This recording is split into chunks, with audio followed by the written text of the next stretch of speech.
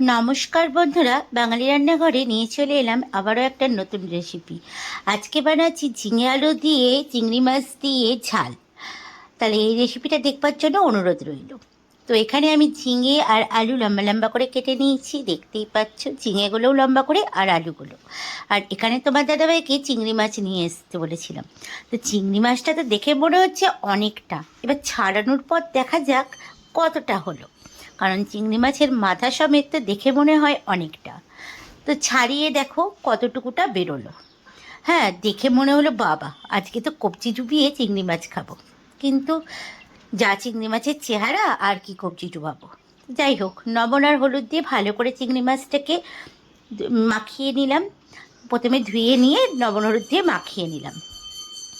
এবার চিংড়ি মাছটাকে আমি লবণ হলুদ দিয়ে মাখিয়ে রেখে দিলাম। এবার ততক্ষণে মশলাটা বেটে নিই। মশলা দিয়েছি এখানে আদা, টমেটো, আর দেবো হচ্ছে এই যে আদাটার চেহারাটাও দেখিয়ে দিলাম। দেবো স্বাদ মতো লঙ্কা। আমি এখানে 4টে লঙ্কা ইউজ করছি, কারণ তোমার দাদাভাই বোম্বাই লঙ্কা নিয়ে এসছে। আমি তো বলি এটাকে বোম্বাই লঙ্কা, কিন্তু তোমার দাদাভাই আবার বলে এটাকে হচ্ছে বেগুনের জমির লঙ্কা। তো যাই হোক, দিলাম। দিয়ে মশলাটা ওইদিকে বাটা হয়ে গেছে, আর এদিকে কড়াই চাপিয়ে দিলাম। কড়াই সর্ষের তেল দিয়ে চিংড়ি মাছগুলোকে আগে লাল লাল করে ভেজে নেব। চিংড়ি মাছ একটা এমনই জিনিস, যে কোনো তরকারিতে পড়লেই রান্নার স্বাদটা পুরো আলাদা হয়ে যায়। যে কোনো জিনিসে চিংড়ি মাছ পড়লে আলাদা গন্ধ, আলাদা স্বাদ, কি তাই তো? তো কথা বলতে বলতে চিংড়ি মাছটা ভাজা হয়ে গেল। ভেজে তুলে রেখে দিলাম চিংড়ি মাছটা। আর ওই তেলের মধ্যেই সামান্য আর একটু তেল দিয়ে ঝিঙে আর আলুটাকে ভালো করে ভেজে নেব, লাল লাল করে। আর ঝিঙে আর আলুর এই ঝালটা, চিংড়ি মাছ দিয়ে এই ঝালটা খেতে আমাদের বাড়িতে সবাই খুব ভালোবাসে, খুব ভালোও লাগে খেতে। তো ঝিঙে, আলু আর পেঁয়াজ একসঙ্গে ভালো করে তেলের মধ্যে দিয়ে লাল লাল করে ভেজে নিচ্ছি। একটু বেশি করে লাল করে ভাজতে হবে, যতক্ষণ না কালারটা বাদামি কালার আসছে ততক্ষণ অবধি।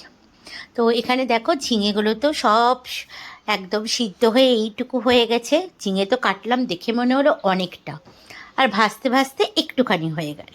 যাই হোক, সেই চিংড়ি মাছের মতোই দশা।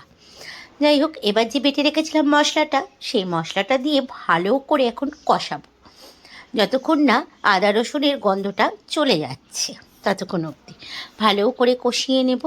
দেখো এখানে আমার কষানো হয়ে গেছে, তেল ছাড়তে শুরু করেছে। এবার একে একে হলুদ দেব, স্বাদ মতো লবণ দিলাম, আর দেব কাশ্মীরি লঙ্কার গুঁড়ো। কারণ তোমরা সবাই জানো যে কাশ্মীরি লঙ্কার গুঁড়ো দিলে এবারে রান্নার কালার কিন্তু অসাধারণ আসে, তাই তো? তো যাই হোক, আমি এদিকে সমস্ত কিছু দিয়ে ভালো করে আবারও কষিয়ে নিলাম মশলার সাথে। এদিকে কষানো হয়ে গেল।